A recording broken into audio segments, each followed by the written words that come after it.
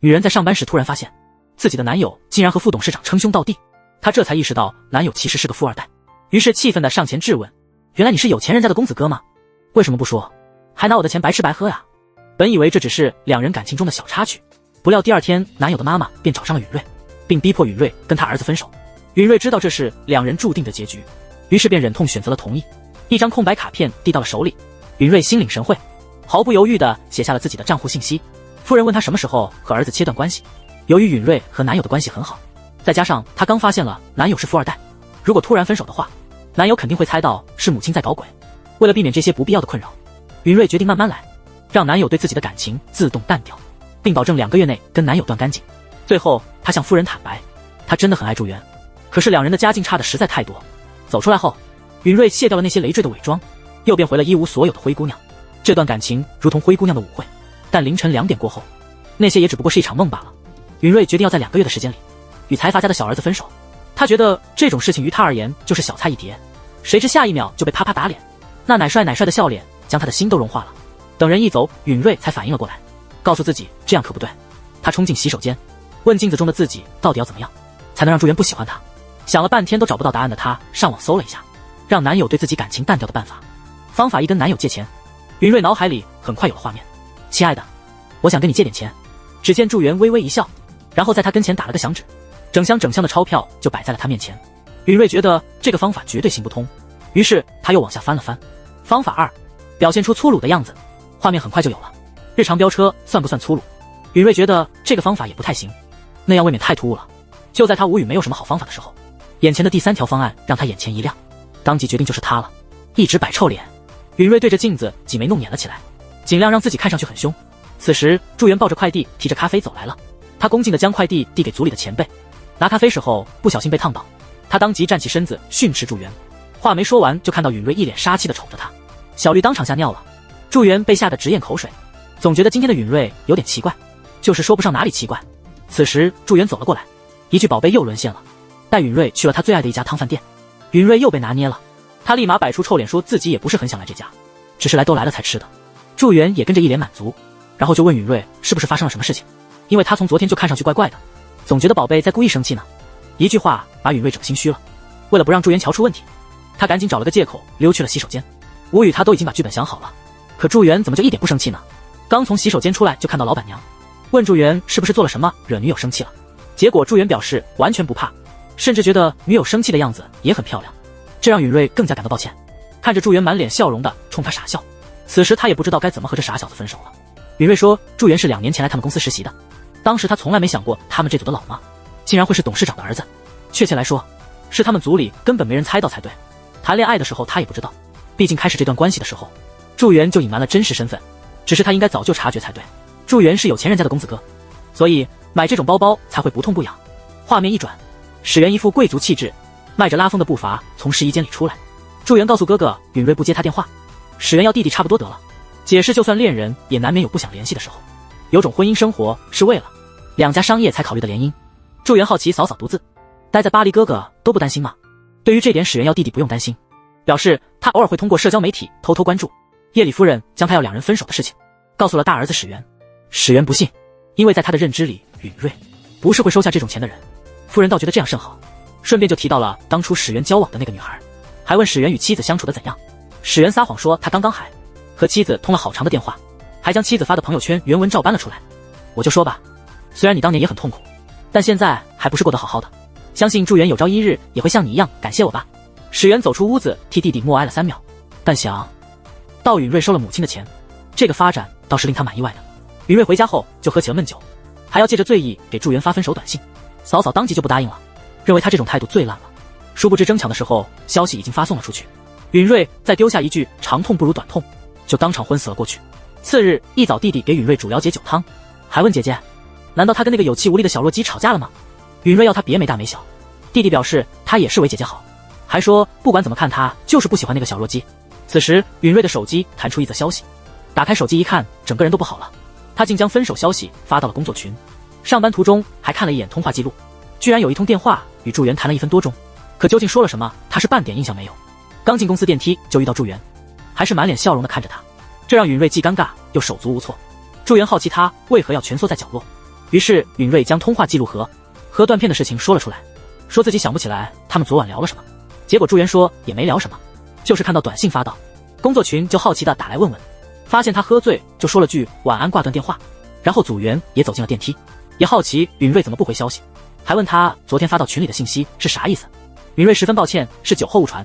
谁知小绿当众将消息读了出来。就在允瑞感觉这回死定了的时候，发现小绿曲解了他的意思，以为允瑞说的想死是头发剪坏了。接着小红又冒出来发话，说他知道一家不错的理发店，两个人一起去还能打8折。就这样，允瑞莫名其妙就理了趟头发。刚从理发店出来，允瑞就从手机上发现了一条录音，而且就是与助员昨晚的那通电话。他怀着忐忑的心情点开，发现白天助员对他撒谎了。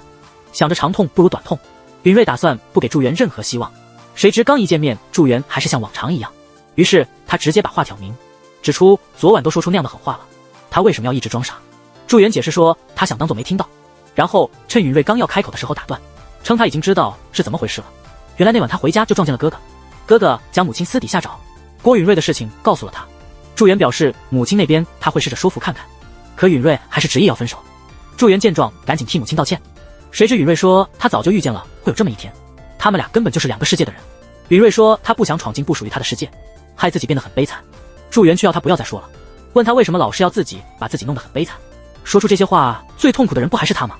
助员说着要不你还是再考虑看看吧。结果允瑞却说不用了，他已经把他自己的想法说清楚了，丢下一句到此为止就起身离开。次日助员没来公司，还请了7天的长假，这更让允瑞觉着他们是两个世界的人。毕竟对某些人来说，就连把悲伤表现出来都是种奢侈，日子还是一天天的过。小红抱怨新买的按摩鞋硌脚，小绿安慰她去泡个绿茶包喝喝。没走几步就被眼前的一幕震惊了，迎面驶来的是全新的按摩椅。两人冲到茶水间，发现里边大变样，满桌的点心。小红激动地脱掉鞋子，冲上按摩椅享受了起来。小绿则发来短信将好消息告诉允瑞。允瑞点开公司公告栏，直接惊呆了。助员摇身一变成为了公司总监，下属瞬间变成了顶头上司。等他无语地摆过头来，发现助员身后跟着一长条的小跟班，正迈着拉风的步伐向他走来。这跟他之前交往的小奶狗完全不一样。觉得大事不妙的他本想开溜，结果一个不慎将脚踏空，在他即将摔倒的一瞬间，将人搂进了怀里。谁知道当允瑞穿上鞋子准备离开的时候，助员直接拦住了他的去路，告诉允瑞他要分手是他的自由，可是纠缠不休也是我的自由。平时没少欺负霸总的小绿怕得直打哆嗦。助员要大家像往常一样就好，还说他给大伙准备了咖啡，可这回的咖啡怎么拿得这么烫手啊？助员还特意补了一句知道你怕烫，所以特意给你的准备了2个杯套。这特殊待遇让小绿抖得更加厉害了，亲自护送霸总回总监办公室。结果助员将人给拦了下来，然后示意他的办公室就在这里。允瑞走进办公室，质问助员这回玩的又是哪出？此时他应该去国外了才对。助员表示他和母亲立下了赌约，要在2年内让这家子公司从行业第2跃居至行业第1，要是做不到的话，到时候再去国外的分公司。允瑞说他已经答应董事长要跟他分手了，不料助员表示我们不是已经分手了吗？这样就算兑现了承诺，现在再重新在一起不就好了？一不小心按到了后边的遥控，然后名场面就来了。小红一脸兴奋，好奇他俩在干啥，而小绿这个大聪明很快得出了结论，指责助员也太过分了，仗着自己当上总监就把组长当可爱的小狗狗逗。允瑞刚想解释不是他们想的那样，小绿就要他不要死鸭子嘴硬了。本来还想澄清的允瑞立刻就停了下来，想着这样将错就错不是正好。助员为了接近允瑞要请大家聚餐，一听吃牛肉，2个灯泡的眼睛都亮了，不由分说的强行将人嫁了出去。聚餐结束之后，小绿借着酒劲向助员道歉，还说千万不可以炒他鱿鱼。刚一上车又从另外一边下车，冲上前要助员跟他拉勾勾，直到盖了章才肯老实的坐上车。送走2人之后，助员露出了微笑，他终于有了和新上人独处的时间。谁知允瑞根本不理他，还突然刹车质问他为何要一直跟着。助员表示他才没有跟着，接着道出他也要去公司。允瑞一眼就瞧出这家伙是故意的，他不甘示弱地冲到前边，下一秒助员贴了上来，他只好加快步伐。谁知助员也跟着加快了步伐，还冲着他坏笑。夜里加班的时候，助员利用打印机向允瑞求爱，等允瑞转过头的瞬间，在脸上比了个小星星。允瑞被这出骚操作整无语了，直接将纸条放进了一旁的粉碎机。谁知助员竟当场加戏了起来。自此助员就照着他的开战宣言展开了猛烈的求爱大作战。偷听到允瑞中午打算吃炸猪排，就冒出来说那一定很棒，还当着一桌人的面看着允瑞说他喜欢一起吃饭。允瑞当时就饱了，找借口想要先溜，结果结账的时候又被助员调戏了一番。助员趁他拿糖的时候直接握了上去，刚一下班助员又贴了上来，要允瑞开车送他一程。允瑞吓得撒腿就跑，他冲进电梯，疯狂地按关闭按钮，谁知还是被祝元一脚插了进来。祝元像狗皮膏药一样走到哪跟到哪，还拦住允瑞去路说允瑞有义务请客吃饭。他大致算了一下，过去交往期间他比较常请客，大概多出过27次。祝元看着允瑞一个人走了，还将他扔在街头，那种无力感让他有种前所未有的失落。允瑞在回去的路上撞见了一个提着烧酒的女孩，想起了小时候父亲醉酒后对他家暴，还要他去外边买酒回来的事情。他刚想冲上前询问，就看到女孩的妈妈走了过去，看到女孩并不是他心想的那样，不由得也松了口气。次日，允瑞在电梯里遇到了史源，史源告诉允瑞，他弟弟是个信念明确且个性固执的人，一旦做出决定谁都拦不住，所以想要赢过祝元恐怕不是件容易的事。聊着聊着还说起了他弟弟最讨厌看的就是电影，结果却肯为他变成了兴趣的事实。允瑞这才发现，他虽然与祝元交往了2年，可竟然完全没有察觉到这些。吃饭看电影就是他们以前的日常，要是看到喜欢的电影，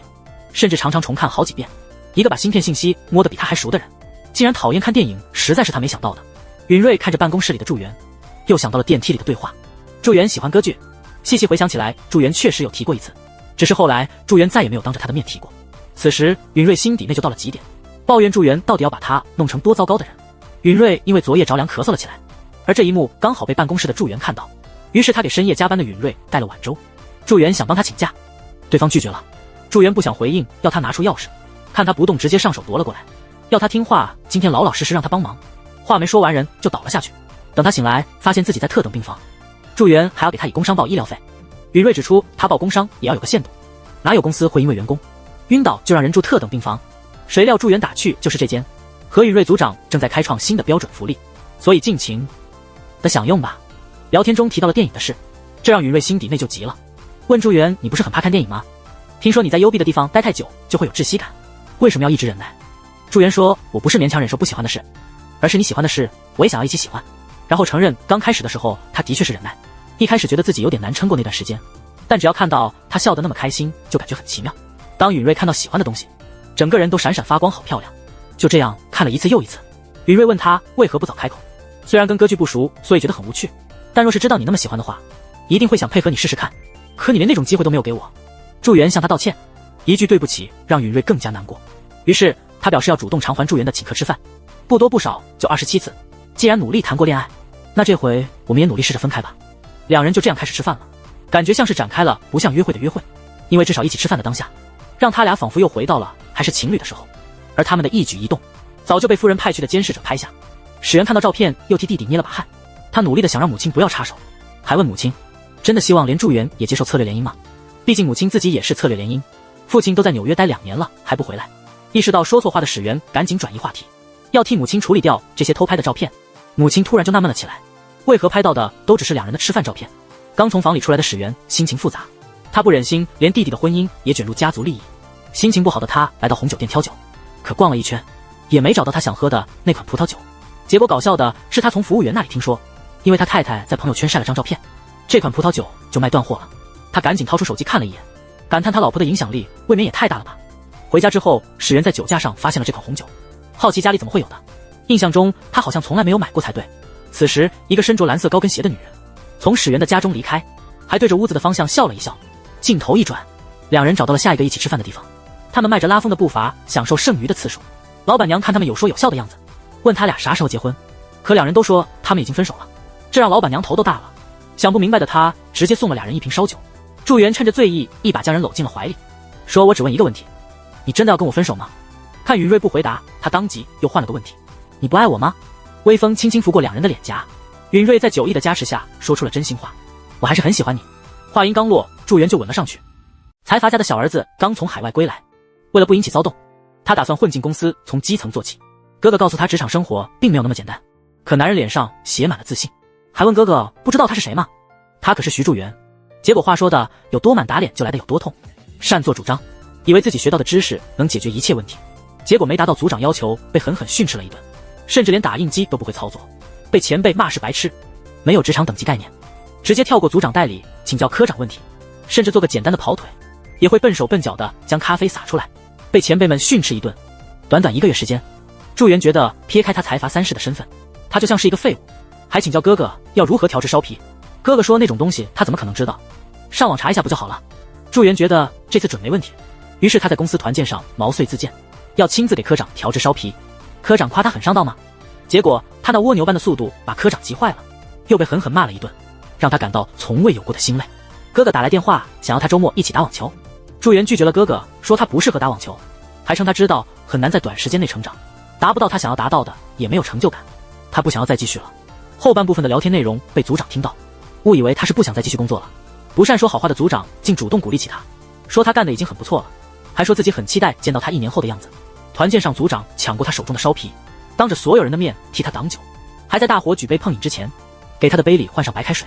这一刻，祝元的心被彻底俘获了。在他眼里，何允瑞不仅是个好上司，还是个充满魅力的女人。他不自觉地一直把视线停在允瑞的身上，无可救药地爱上了这个大他几岁的上司。谁知恋爱谈了2年不到，他就像一只破鞋一样被允瑞甩掉，满腹委屈地当街耍起了酒疯。他倒在允瑞的肩上，哀求允瑞别抛弃他。允瑞满脸的尴尬，只求他赶紧闭嘴。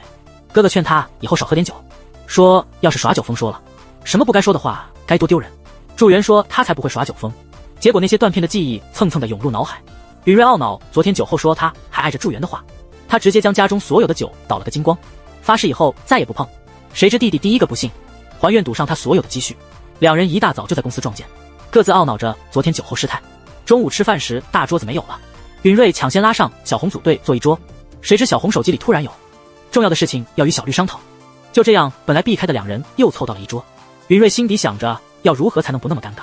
没注意到手中的不是胡椒粉，然后更加尴尬的一幕就发生了。他往碗里倒了一碗的牙签，祝元绅士的将自己的那份和他换了一换。刚回公司办公室，允瑞就遇到了董事长。董事长说他虽然没有履行承诺，派祝元前往海外的分公司，但还是希望允瑞别忘了对他的承诺，遵守和他小儿子分手的约定。这一幕刚好被赶来的祝元看到。祝元送走母亲，赶回办公室的时候，允瑞已经离开。允瑞来到舅舅家，不停地找活干，一刻也没有停下来。嫂嫂一眼看出他是在与祝元分手的事情痛苦，于是他等允瑞下歇来的时候，劝允瑞不如先上车后补票。允瑞道出了心底的真实想法，说他是个不曾拥有过温暖家庭的人，所以他希望他组建的家庭是真的温暖，因此他无法看着祝元为他与母亲反目。就在此时，允瑞手机接到弟弟班主任打来的电话，还被叫去了学校，原因是他弟弟牵扯进了一起校园暴力，施暴方的父母想要和解，还说孩子都高3了，没必要把事情闹大。被施暴者的母亲一句话没说，她掀开孩子的衣服，将儿子被打的地方露了出来。施暴方的父母表示多少钱他们都愿意赔，只要不召开惩戒会给孩子留下案底。此时一个学生站出来表示窒息并没有打人，也没参与到抢钱当中，可允瑞还是向被施暴者的母亲道歉，还不管其他家长的意见，同意召开惩戒会。不管要受到什么惩戒，他都不会有异议。他之所以这样做，都是因为那段不堪回首的童年。父亲酒后家暴，甚至对幼小的弟弟都不放过。那段时间，弟弟是他唯一坚持下去的理由。当他一收到韩国大学的录取通知书，就连夜带着弟弟离家出走了。那一夜是他有生以来做的最正确的事情之一。弟弟求姐姐不要对他不理不睬，不管是打他骂他，他都不还手。允瑞湿了眼眶，问弟弟难道不知道被人用蛮力见他是多么悲惨的事。小时候他经常被打到逃出家门外，不停地向来往的行人求救，但是那么多人当中，却没有任何一个人伸出援手。他至今仍忘不了当时那些人转身的背影。允瑞此时想通了一件事情，恋爱与家人相比根本就不重要。而另一边的祝元也从哥哥那里重新审视了他对允瑞的爱。哥哥将当年母亲拆散他与初恋的事情说了出来。当时初恋跟他讲了这样一番话，和他在一起太累了，感觉自己变成了一种微不足道的人，求他放自己离开。祝元终于想通了，他意识到自己执着只会给允瑞带来无尽的痛苦，于是两人又见上了一面。允瑞说他不想再继续这样下去了，毕竟对他来说，除了爱情还有很多事需要守护。祝元约他明天一起出来玩，还说之前吃饭的事情他会当作没那回事。他不想在此地难过的分手，既然要分，就尽情的笑尽情的玩，自己想就这样度过和他在一起的最后一天。祝元将允瑞带去了游乐园，要允瑞瞧瞧什么是越有钱的人越小气，打趣的指出他要用手中的2张畅游券捞回本。允瑞质疑旋转木马能捞回本钱吗？谁知祝元表示他害怕那些刺激的项目，于是在允瑞的一番分析下，他们决定去搭乘那些一看就很贵、安装和运营需要花很多钱的那种设施。当然过山车和大摆锤是不可能的，他们只能和小朋友抢位置了，把那些合家欢的游乐设备都玩了个遍。祝元问他喜欢童话里的公主吗？允瑞说公主只会带给小朋友奇怪的幻想，遇到困难总会有白马王子出现解决一切问题，这于他而言就是幻想。快乐的时光总是短暂的。分别前，祝元留给了允瑞最后几句话。他知道允瑞有能力不需要王子保护，但他还是希望在难过的时候能有一个可以依靠的人。我希望那个人是我。此时烟花划破漆黑的夜空，整个游乐园欢声笑语，充斥着幸福的味道。唯一不幸福的就只有他们2个人而已。哥哥史源在家办公，还穿着4角裤放飞自我，准备洗碗，却发现洗碗机里的碗已经全部洗好了。准备扫地，却发现客厅里干净整洁的能当镜子使。此时他想起了之前那瓶不是他买的红酒，以为自己患上了什么绝症，打算去医院的时候被医生老公喊懵了，因为家族联姻而没有感情的妻子居然回国了，还让妻子撞见了他失仪的状态。史源的单身贵族生活自此宣告结束。女人刚与霸总分手没多久，手机就陆续收到些奇奇怪怪的陌生短信，任谁看了都觉得会是前男友发来的挽留讯息。结果手机响起是助员打来的电话，通知他将今天的会议延后。这么一看，奇怪短信并不是前男友发的，那又会是谁呢？他编辑了一条短信，准备告诉对方传错了讯息，刚要发出去的时候又犹豫了，心想这要是新型诈骗该怎么办？说不定只要他一回消息，卡里的钱就全部被对方转走了。越想越怕的时候，看到了办公室里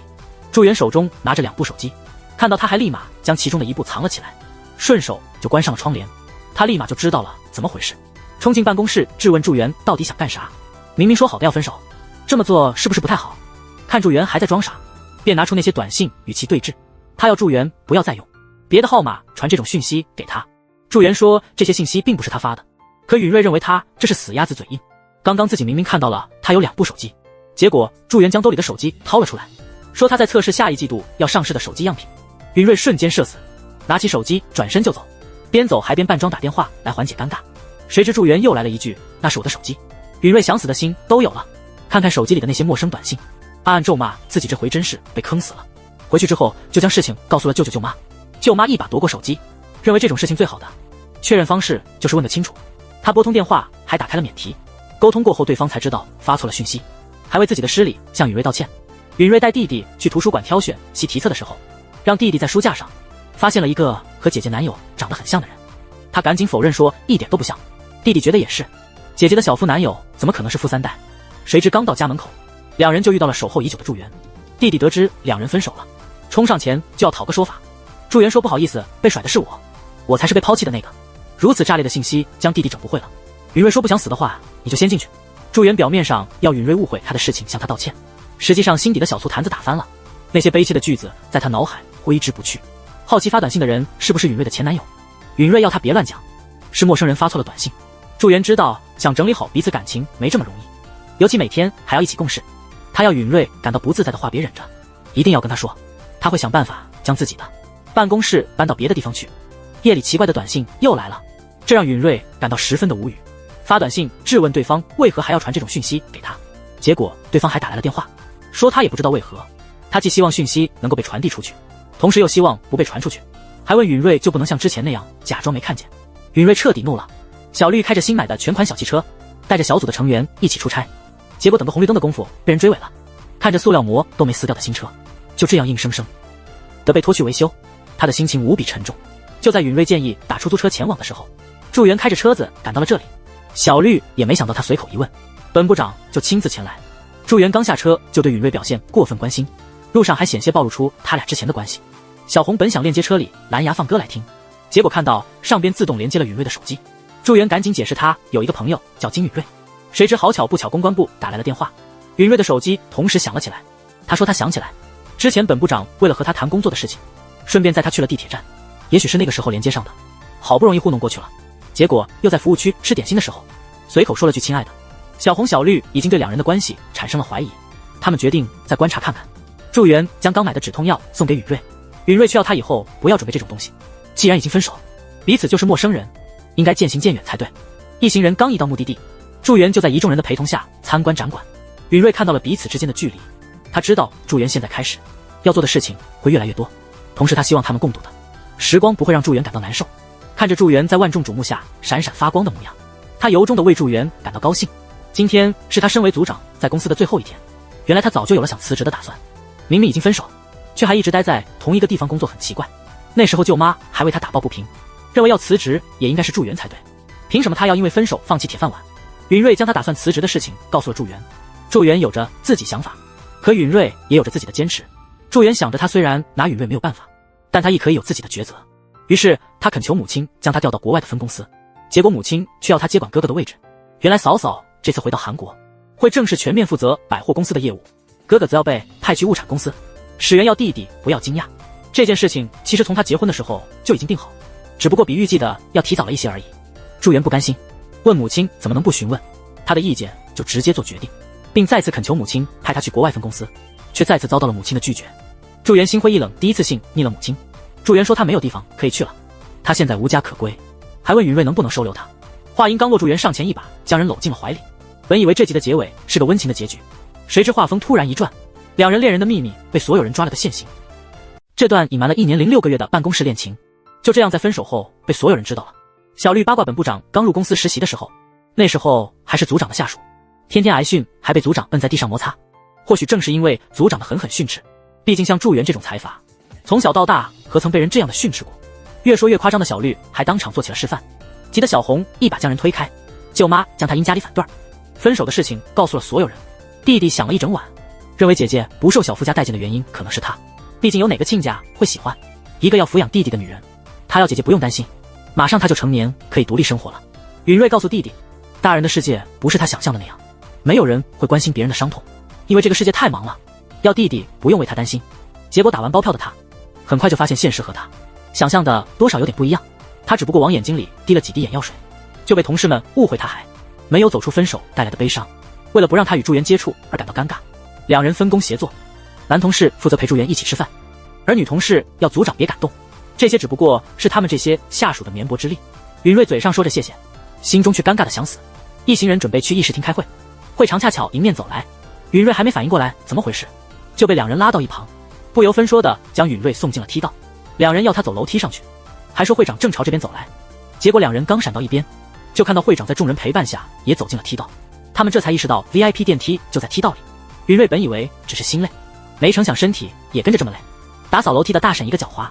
直接失控的冲了下来，然后好巧不巧的一巴掌扇在了允瑞脸上，人势就下来了。可脸上鲜红的5根手指印让同事又误会了，以为他这是在梯道里，被会长狠狠修理了一顿。允瑞察觉到了两人眼神闪烁，赶紧撩了撩头发将脸颊挡住。史源好奇母亲怎么有空亲自跑来公司，会长说他只是想久违的见个面而已，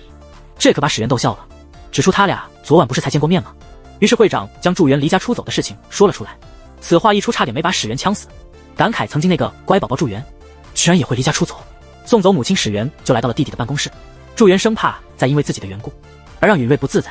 所以他趁办公室的众人还没回来之际，强行将哥哥拉走。允瑞要两人适可而止，像以前那样他还会非常感激，然后反问两人要是他们分手了，他也像这样烦他们的话会开心吗？发牢骚的样子刚好被祝元瞧见，两人还都发现了彼此。看着允瑞羞耻的闪离现场，祝元的心情无比沉重。他找到允瑞说他会搬到其他的办公室，不停地说抱歉，说他不希望允瑞因为他在上班的时候承受压力，要允瑞不用太在意。谁知这彻底惹怒了允瑞。在允瑞看来，祝元做一切决定都太过容易，不管是搬办公室还是之前为了他舍弃拥有的一切，或许这在祝元的眼里很浪漫，可在他看来却十分的倒胃口。允瑞要祝元牢牢记住，以后要是他身边出现叫他做这种事的女人就直接甩了吧，因为那不是真心的爱他。谁知祝元反将一军，说像是他身边有其他人的，这种话他连想都不愿去想，可允瑞却能轻而易举地将这话说出来。祝元说他每一刻都是真心的，活到现在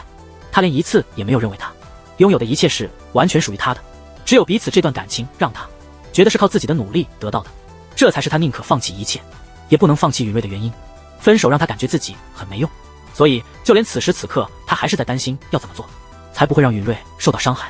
为了让允瑞走出分手的阴霾，男同事想给他介绍一段新恋情，道出很久以前曾有位猎头想要与他见上一面，结果允瑞错将相亲，误会成了对方想要挖墙脚，还和对方见上了一面。得知真相后本想离开，却在对方的建议下将错就错，将这次的见面当成是相亲来聊聊。允瑞喜欢吃辣，而相亲男却不能吃辣，所以他无法理解为什么有人爱吃那种东西。这回答恰巧戳到了允瑞的痛点，那个不爱吃辣的祝元为了他吃起了辣，还一脸享受看不出半点。允瑞喜欢看恐怖片，而相亲男却不喜欢，还直言他很讨厌吓唬人又残忍的东西，又让允瑞想起了不爱看电影的祝元，甘愿为了他跑去电影院的往事。允瑞好奇地问了句相亲男，若是那些是他喜欢的人喜欢的事物，他应该可以做到爱屋及乌吧？不料相亲男认为直接做两人都喜欢的事情不就好了，有必要做一方讨厌的事情吗？允瑞微微一笑，说他曾经也是那么想的。也就是这番谈话让允瑞意识到，他曾以为自己是一个现实的人，但其实他是个自私的人，自私到为了不能自己受伤而假装现实，甚至选择回避还假装没看到。男同事在公司分享，组长去了他给介绍的相亲之时，被恰巧路过的祝元听到。允瑞一回公司就与祝元打了个照面，女同事尴尬地将事情告诉了允瑞。允瑞想着这样也好，反正他的目的就是要祝元对他的感情慢慢淡掉，说不定让祝元讨厌他，对彼此都好。允瑞刚请半天假休息来整理心情，他负责的项目就出现了问题，即将参展的画家被爆出作品是请人代笔，不知情的他刚开车离开公司，就又接到了烦人的陌生电话，在路口还险些和转向的汽车相撞。本就一肚子火的他，当场和司机舌战了300回合，结果没注意到刚才的那通电话并没有挂掉，还被电话那头听到了破口大骂的内容。对方甚至觉得十分有趣，舍不得挂断电话，让允瑞无语。世上怎么会有这种疯子？为了防止对方骚扰，连手机也给关机了，导致公司的2人迟迟联系不到他。正在他们苦恼着要如何解决这次的事件之时，祝元出来说他已经做了紧急处理，通知展馆撤掉了代笔画家的作品，也让他们删除掉了所有媒体报道上代笔画家的名字。针对这名画家给公司造成的损失，公关组和法务组也开始了应对。眼下当务之急是找到可以参展的画家。女同事很快就想到了之前一直拒绝参展的朝鲜画家，可男同事认为这很难办到，毕竟他们花了几个月都请不来，如今要在3天之内叫对方来顶替不太现实。谁知祝元仅仅花了几个小时就将问题解决，他带着2人赶到画室与画家的代理见面，告诉助理明天早上9点无震动卡车便会抵达画室。对于助理提出的画家对场馆灯光比较敏感的问题，祝元也早就料到要助理不用担心，他已经和灯光公司那边约好明天早上11点开会，让助理都不禁感慨起他做事的效率。夜晚允瑞掏出手机查看时间，才发现公司小组发来的消息。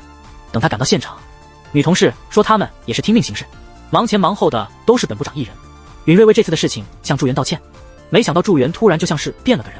冷漠的态度深深地刺痛着允瑞的内心。此时画家现身，还向大伙问好。祝元非常感谢他能接受这么唐突的请求，画家却表示一点不唐突，解释这几个月传来的企划案他一直有看，只是他在那当下不太适合开展览。然后就向一旁的允瑞打起了招呼，抱歉当时拒绝了他的提议。2人对视的画面让祝元莫名的感到一丝危机。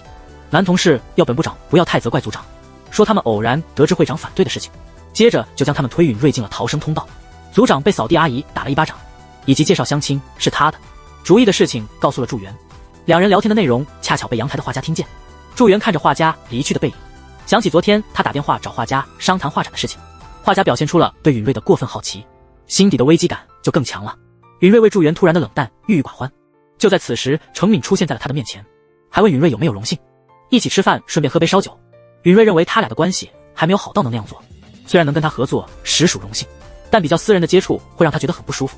于是允瑞在丢下一句抱歉之后就转身离开，结果没走几步，陌生电话又响了起来。就在允瑞打算将人拉黑的时候，被画家一把拉住，说就这样被拉黑的话，他可是会很伤心的。允瑞这才意识到程敏早就知道电话那头的是他，好奇画家是怎么知道他的长相的。画家说这也是他提出要一起吃饭的原因，说他会慢慢的说给允瑞听。话音刚落，祝元就赶到了这里，他看着心爱女人被别的男人拉住了手腕。祝元拦住允瑞的去路，说他实在没办法看见他和别的男人在一起，还说允瑞只要活在这世上1天，他的眼睛就不会落在别的女人身上。2个男人现场抢起了同一个女人，最终霸总完胜。离开之前还不忘向情敌丢下一个得意笑，谁知下一秒情敌直接坐进了车里，还说他也要去那个方向顺路。耐不住情敌和公司是合作关系，再加上后面的喇叭响个不停，霸总只能忍气吞声的发动小汽车。谁知情敌在后排还不老实，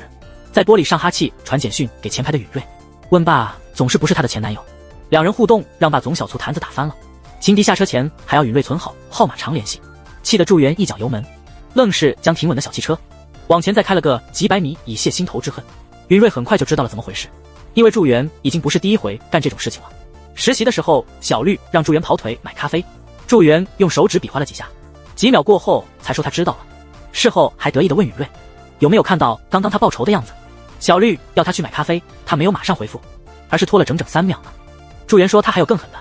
前几天小绿故意找他麻烦，所以他在送小绿去地铁站的时候，故意将车子往前开了30公尺。熟悉的配方，熟悉的味道。允瑞没想到祝元泄愤的手段还是那么幼稚。程敏到公司与祝元签订合同，祝元努力地告诉自己要公私分明，结果程敏这小子不讲武德，说大学的时候祝元以富3代出名，而他则是以脸蛋出名，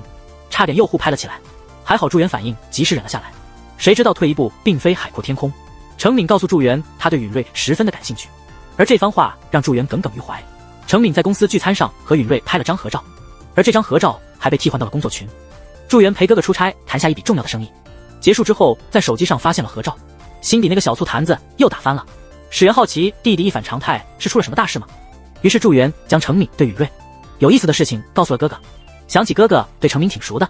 就向哥哥打听起程敏的家世背景，看看能不能找到对方的弱点。谁知程敏不但家世显赫，出身政治世家，还是一个比他还疯的疯子，为成为画家放弃了父母给他安排的仕途，甚至因此离家出走和家里断绝了关系。哥哥认为祝元没戏，虽然一模一样都是离家出走，不同的是程敏最终抛下了家族，做了想做的美术，可以说是比你还要狠毒的人呢。祝元彻底没了底气，垂头丧气的样子被哥哥史源看到。史源喊住弟弟，上前给弟弟来了个熊抱，要弟弟听好了，身为长子的他会将母亲的期待全部背负下来，要弟弟只管放手去过想要的生活，然后就把直升机借给弟弟大胆追爱。就这样，祝元成功赶回了首尔，看清敌座在自己的女人身旁，直接凑上去使了个眼色，硬生生的在中间横插了一脚。允瑞好奇他不是去济州岛出差了吗？祝元顺势将目光投向对面的小绿，说小绿一直给他打电话，他实在不好推脱。小绿十分上道的表示确有其事，绘声绘色的给老大打起了掩护。程敏将美食分享给一旁的允瑞，而祝元则一把将美食夺了过来，称晚上没吃他就不客气了，结果一口下去差点没被烫死。晚饭结束，几人又来到酒吧，两个人在点东西的时候默契相当，让小绿感慨要不你俩凑一对得了，怎么做到联系好都一模一样的。为了缓解尴尬，允瑞说他去点餐，结果两人同时起身说自己去，让本就尴尬的场面更加尴尬。男人之间的战争一触即发，祝元为自己的晚到自罚3杯，一边喝酒一边还给程敏投去充满善意的目光。战争就这样打响了，程敏不甘示弱，一副奉陪到底的样子，两个逗逼非要争下谁才是最能喝的那个。允瑞看不下去了，他直接将剩余的酒倒在了自己的杯里，要两人适可而止，等他喝完就各回个家。谁知他还是高估了自己的酒量，一杯下去直接放飞自我了起来，几人喝得天昏地暗，连怎么回家的都不知道。次日允瑞醒来发现坏大事了，自己怎么会在程敏的画室里睡了一宿？然后在他一脸震惊之下，祝元也从沙发床上坐了起来，他们努力回想昨晚的事情，记起了昨晚聚会结束发酒疯的糗态。程敏看两人醒来了，便拿昨晚发酒疯的事情打趣起他俩。允瑞反客为主，指责还不是他俩把昨天聚餐的气氛搞得怪怪的，他只是为了尽快收拾残局才会变成现在这样。说到底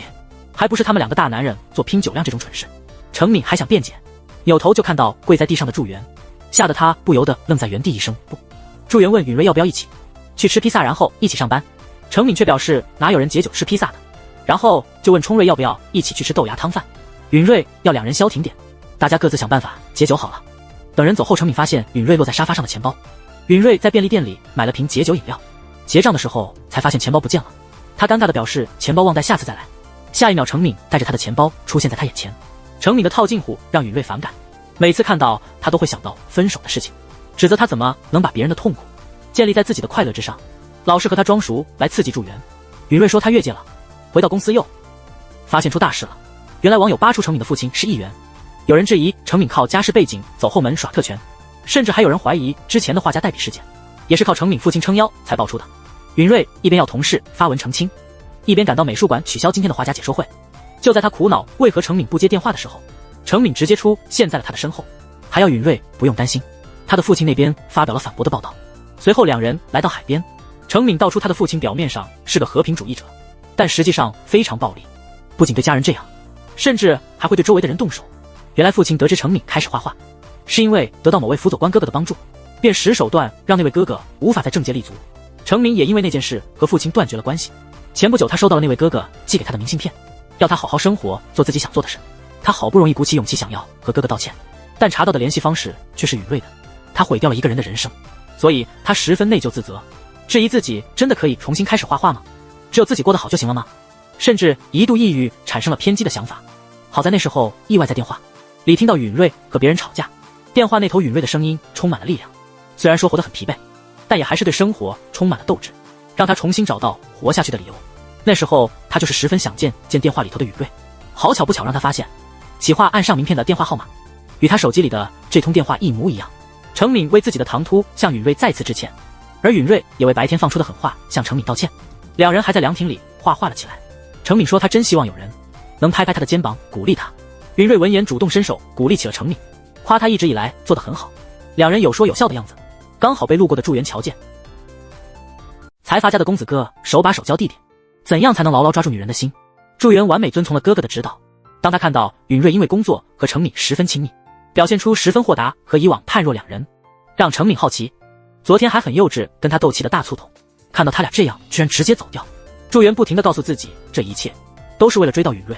越走越自信地扯了扯胸前的领口。次日，允瑞刚一到公司上班，小红就要他别伤心难过，然后就看到祝元在办公室里打包东西，说因为工作需要暂时搬到其他地方办公，而祝元这么做也是因为他哥哥的指导，失去后才懂得珍惜。谁知祝元提出质疑，要是因为相处少了心也随之疏远该怎么办？气得史元放下酒杯，要弟弟有空在这里钻牛角尖，还不如马上去打包行李。允瑞看到祝元走后空荡荡的办公室，心底流露出淡淡的忧伤。刚一来到茶水间就听到八卦二人组在窃窃私语，说本部长之前明明还一副恋恋不舍，谁知打包行李离开的样子那样果决，看来这次是真的结束了。此话一出，允瑞的小嘴撅得更厉害了，看到两人起身，吓得掉头就跑，躲在角落里尴尬又难过。祝元在会议上故意询问允瑞的意见，然后在允瑞给出方案时处处针对。史元问弟弟是不是到目前为止他都表现出世上最好男人的模样，对允瑞温柔体贴又绅士。祝元眼神坚定表示那不是理所当然，允瑞可是他喜欢的女人。史元告诉弟弟大错特错，能让女人们一边咒骂一边又不自觉被吸引的往往是坏男人，只有坏男人才能让女人们心急如焚。祝元嘴角不自觉上扬，而允瑞只能再给出第二套第三套方案，心想这回总行了吧。结果不出意外的还是出了意外，他发现祝元就像是故意针对他一样。为了缓解尴尬的气氛，小绿提出先点餐再来开会。允瑞说那就点个紫菜包饭随便凑合一下吧。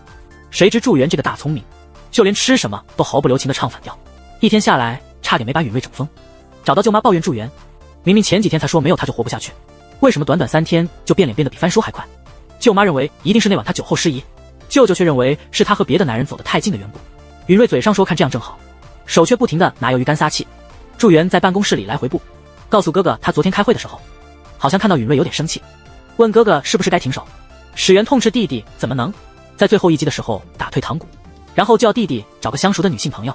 在允瑞常走动的地方故意装亲密，让允瑞也感受嫉妒的滋味，只有那样他才会懂得珍惜。谁知祝元说他的女性朋友只有允瑞，气得史元要他不行就去相亲。祝元一听当场就不乐意了，指出那不是欲擒故纵，而是赤裸裸的劈腿。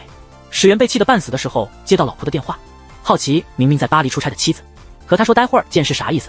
允瑞刚走到公司大厅，就看到祝元身边多出一个大美女，还挽着祝元的手有说有笑，听到有人窃窃私语，猜测此人是本部长的女友，这让允瑞莫名难受到了极点。结果边上有人指出那是副会长的妻子，允瑞这才反应了过来，一时间太慌张竟然没有认出来，同时让他意识到一件事，虽然他真心希望祝元能遇到比他更好的女人，但真正看到的时候远比想象中还要惊慌失措。次日，允瑞醒来发现弟弟给他做的生日早餐，还附上纸条祝他生日快乐。允瑞整理抽屉的时候，发现了祝元以前送他的生日礼物，想起了曾经两人的种种经历。祝元给他亲手做了爱心便当，还笨手笨脚的烫伤了手指，趁他查看伤势的时候一把将他拉到跟前，送上了一个爱的香吻，还刻意在给他的咖啡杯套上写上世味情话，弄得他尴尬的想死。晚餐的时候，他拉上祝元一起吃辣炒年糕，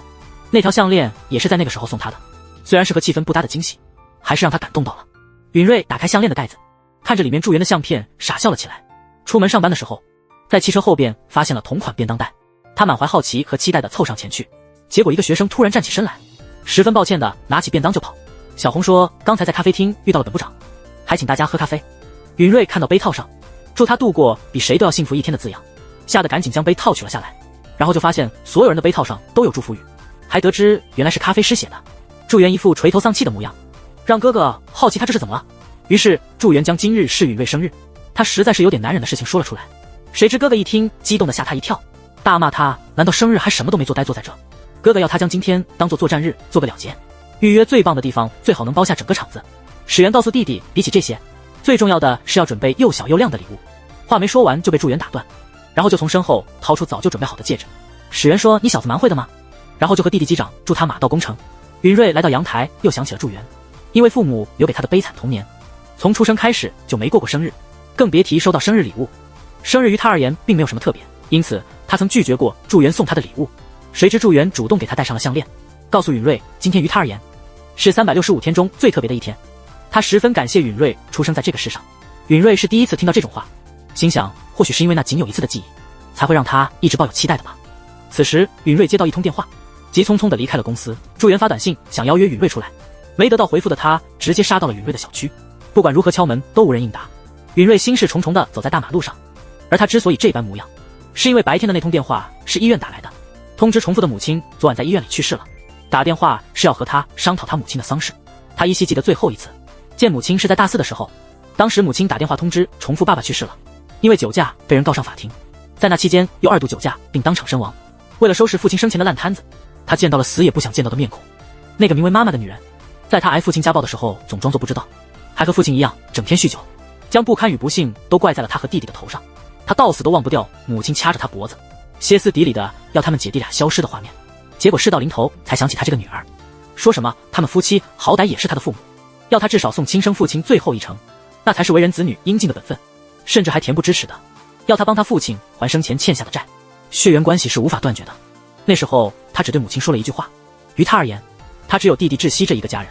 允瑞在酒馆借酒消愁，看着外边提着蛋糕的行人，感叹糟心事为什么要在今天发生。程敏路过酒馆发现了允瑞，还主动和允瑞坐到了一桌。允瑞告诉程敏他母亲死了，然后喃喃自语说早知如此，为何当初不对他们姐弟好点。他也并不奢求母亲有多好，只需要母亲对他说一句对不起就好。难道这句话就有这么难吗？允瑞说他听到程敏父亲的时候很惊讶，他们实在是太相像了，因为他父亲也有暴力倾向，母亲还总是袖手旁观，所以他才带着弟弟离开了那个家，对彼此不闻不问。可今天他听到那个所谓妈妈的人的死讯，内心好像变得更加脆弱了。更令他难过的是，以前还有一个人在这种时候安慰他，也是这个世上第一个感谢他出生在这个世上的人。话音刚落，手机就弹出祝元短信。祝元手机响起，以为是允瑞打来的，发现是程敏，立马就变成了刺猬。程敏要他别这么敏感，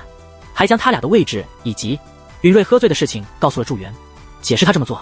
是因为看他好像还放不下允瑞，出于礼貌才打给的他。祝元想知道允瑞身上到底发生了何事，程敏认为这不是适合从他口中说出的话，他要祝元想知道，等人醒来自己问。临走前还说他想不明白，既然他们都这么牵挂彼此，为什么还要分手？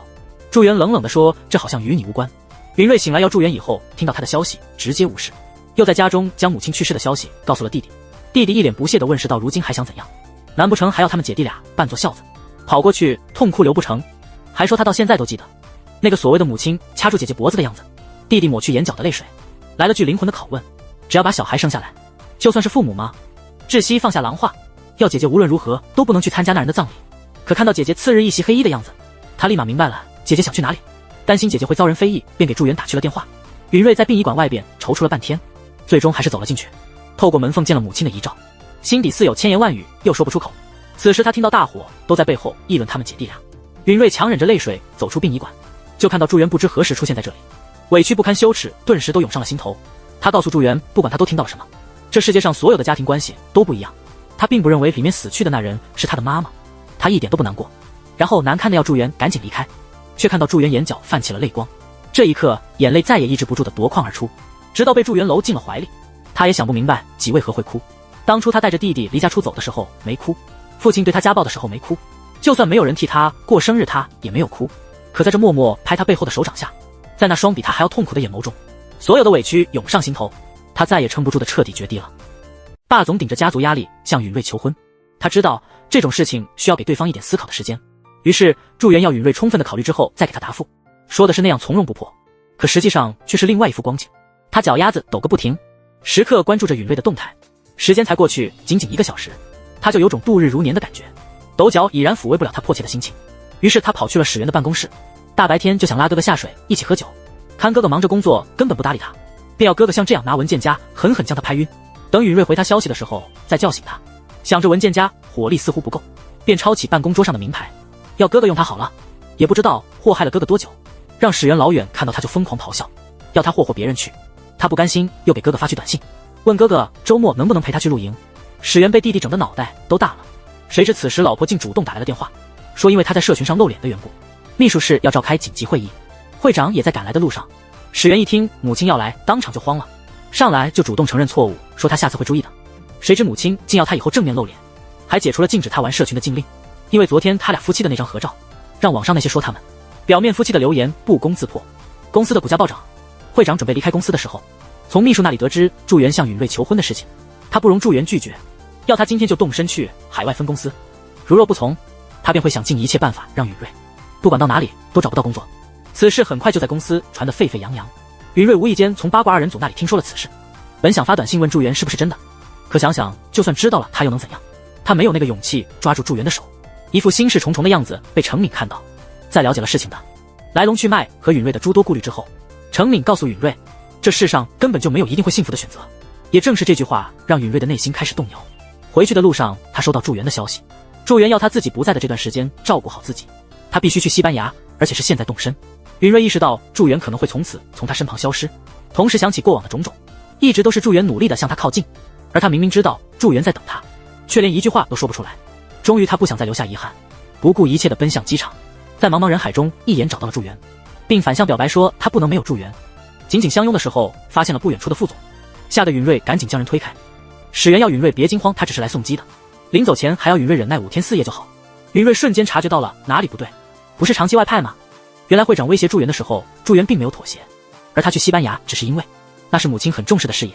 得知闹了个大乌龙的允瑞羞愧的想死，想要离开就被祝元拉住，问不是长期派遣，刚才他所说的话做不作数。在得到肯定答复之后还不放心，非要允瑞和他盖章。允瑞拉钩盖章了，他又表示不是这个，说着就要叫公司法务来正式拟定合同，将允瑞逗得哭笑不得。祝元刚一到饭店就给允瑞发去消息，说自己真的很想他。允瑞回了句我也想你，还在后边加了一个小星星。祝元眼睛都亮了，这久违的爱心可算盼来了，然后幼稚地传送了更多爱心回去。祝元在允瑞上班的时候打来电话，允瑞用词讲究滴水不漏，任谁听了都不会察觉他是在聊私事，可在家中立马就不同了，什么肉麻说什么，整的弟弟鸡皮疙瘩都起来了。允瑞目送弟弟走进考场，扭头就看到祝元迈着拉风的步伐向他走来。原来祝元为了提前回国见到允瑞，在国外的这几天可是非常努力的工作，本想着这回终于能黏在一起了，谁知刚一回到公司就发生了意外，小组成员全部都晋升了，只有小绿被排除在外。他哭泣地向允瑞诉苦，心想一定是祝元给他使了绊子，然后就搬出曾经他对祝元的好。允瑞想要他知道本部长并没有权限，恰巧此时祝元走了过来，允瑞疯狂摆手示意他赶紧离开，然后发短信告诉祝元办公室的气氛不好，要他忍耐一下，等晚上再一起吃饭。与此同时，另一边允瑞接到考完试的弟弟打来的电话，弟弟说他本来约了死党一起吃晚餐，但死党说肚子痛要改到下次吃，问姐姐开不开心，晚上能一起吃饭了。允瑞一听整个人都不好了，只好再次委屈祝元。他带弟弟去舅舅的店里吃烤肉，谁知饭桌上大伙要他哪天将祝元叫来，说要帮他好好调教祝元。允瑞被几人整得大无语，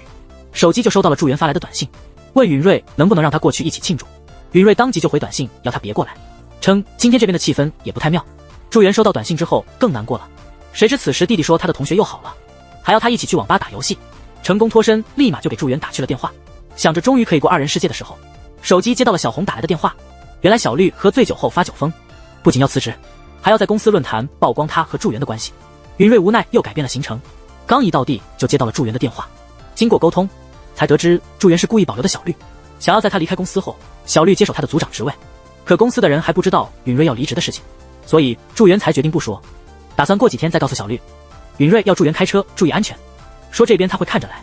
小绿跟家里人通电话，他要母亲放心他晋升了，薪水也涨了，然后就强忍泪水的说他现在和同事在庆祝，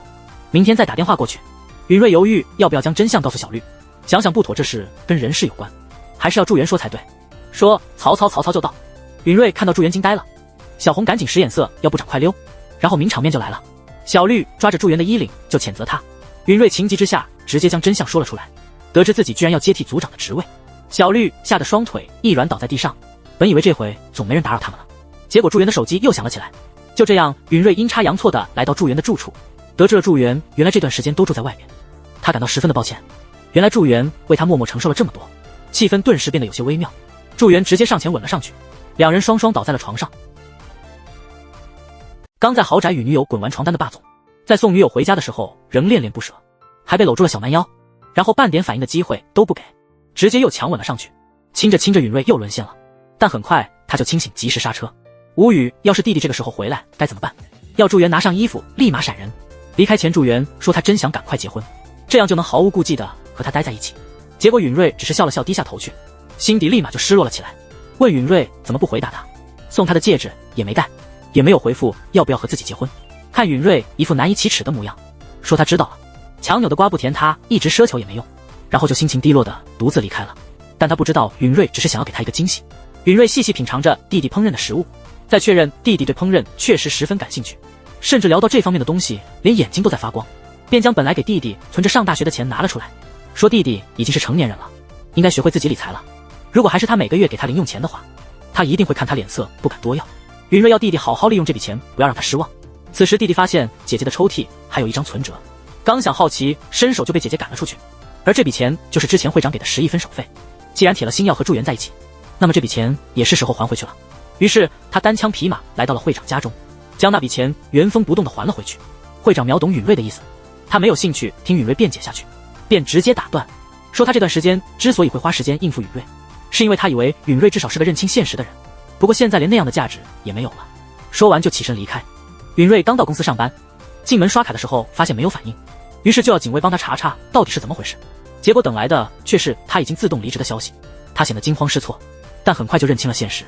主动去办公室打包自己的行李。祝元刚一走近，就从小红口中听到允瑞已经离职，他很快就意识到了不对。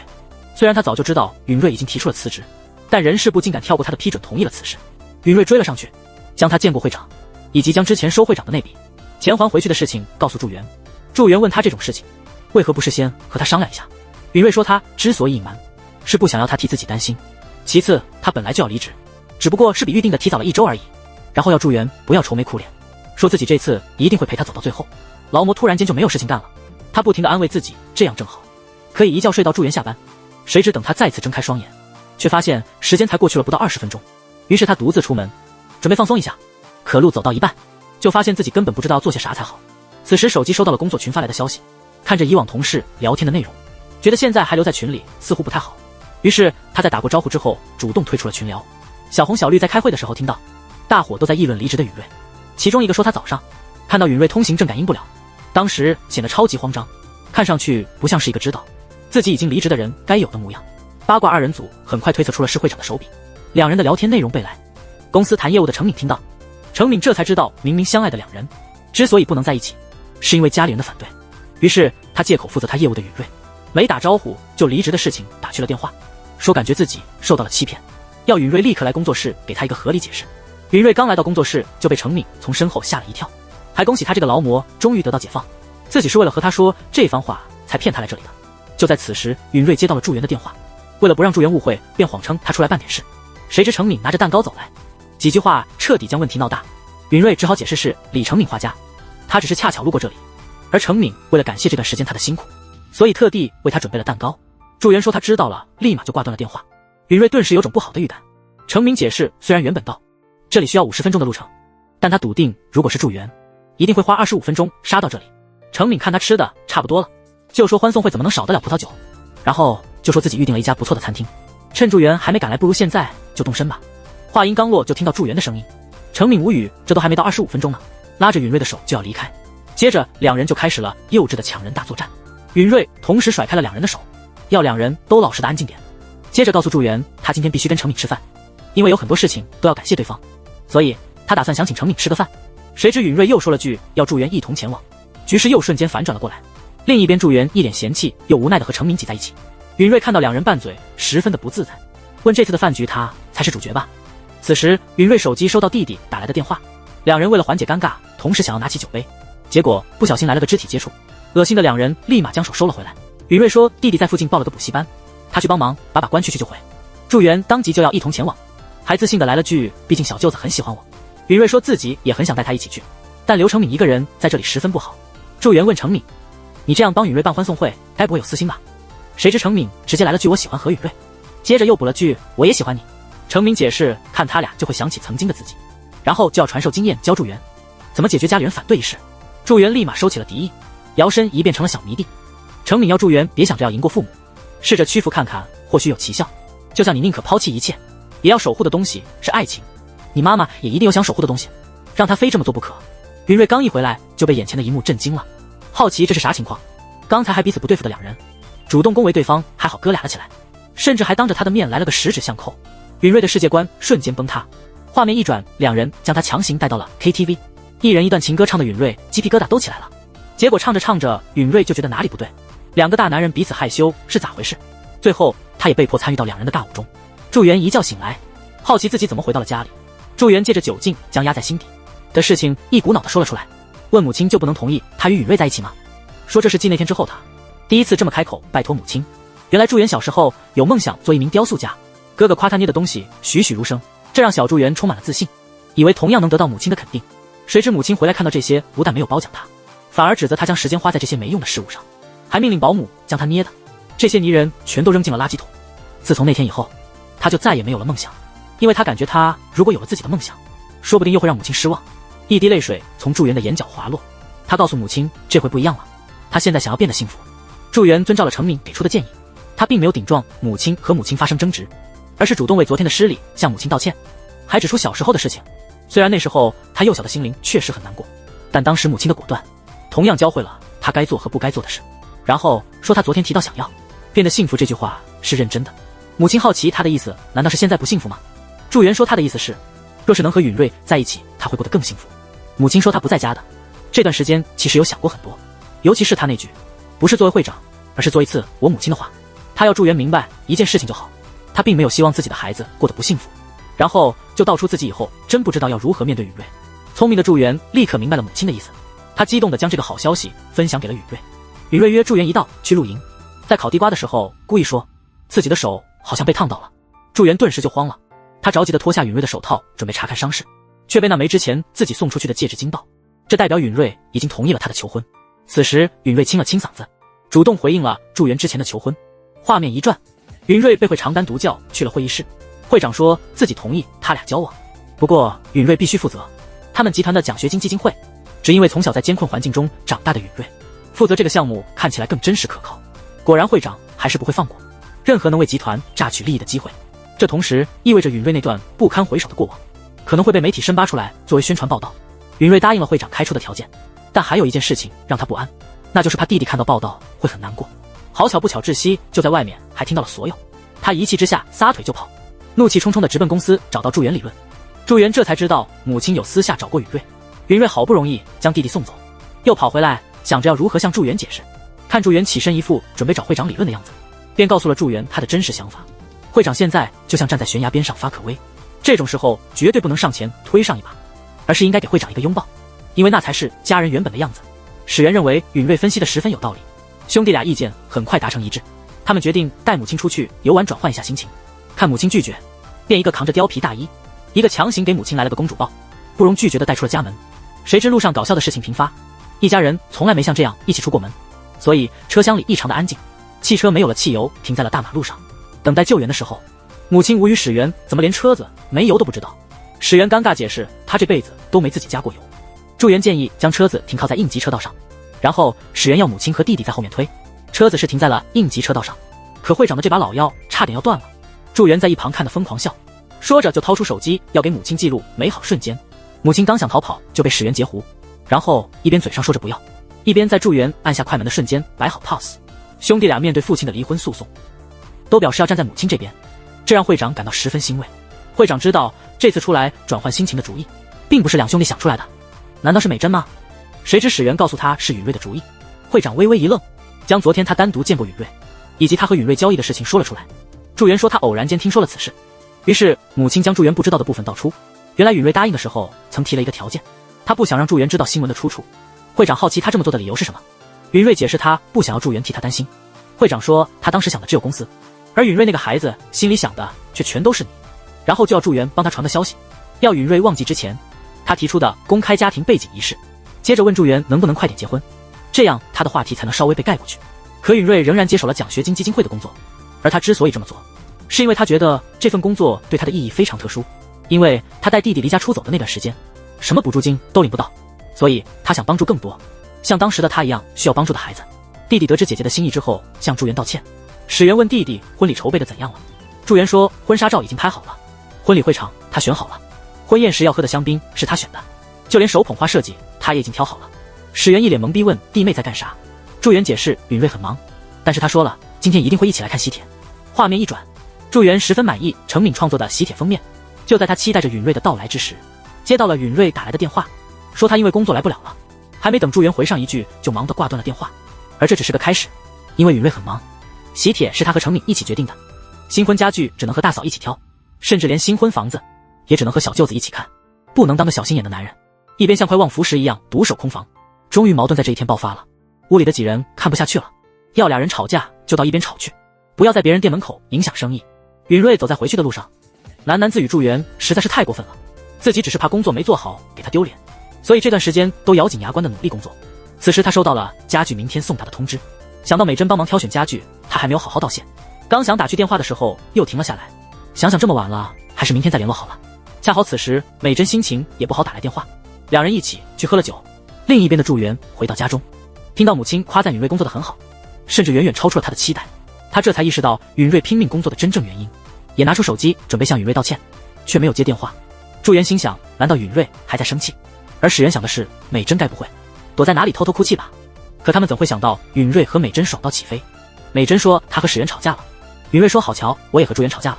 然后就滔滔不绝地将事情的经过告诉了美珍，然后两个逗逼神奇的脑回路将所有过错全都归达到生下两兄弟的会长身上，说着就要一起去找会长理论。临走前，美珍接通了史元的电话，告诉史元他现在和允瑞在一起喝酒，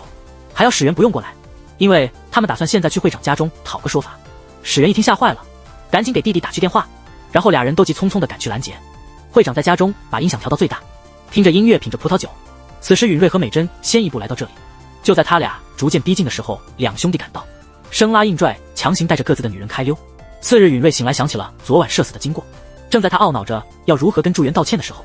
祝元发来短信先一步向他道歉。祝元说他才不是坐着等吃的那种男人，要允瑞只管努力做自己喜欢擅长的事情就好。舅舅亲自传授窒息厨艺，同时还教他要如何挑选食材。程敏依旧醉心于他的爱好画画。允瑞和祝元在众人祝福声中喜结连理。故事的立意是想告诉大家，因为身边有着自己深爱的人们，所以你只需要勇敢大胆就行。虽然结局不一定都像童话故事一样美好，但至少不会给自己留下遗憾。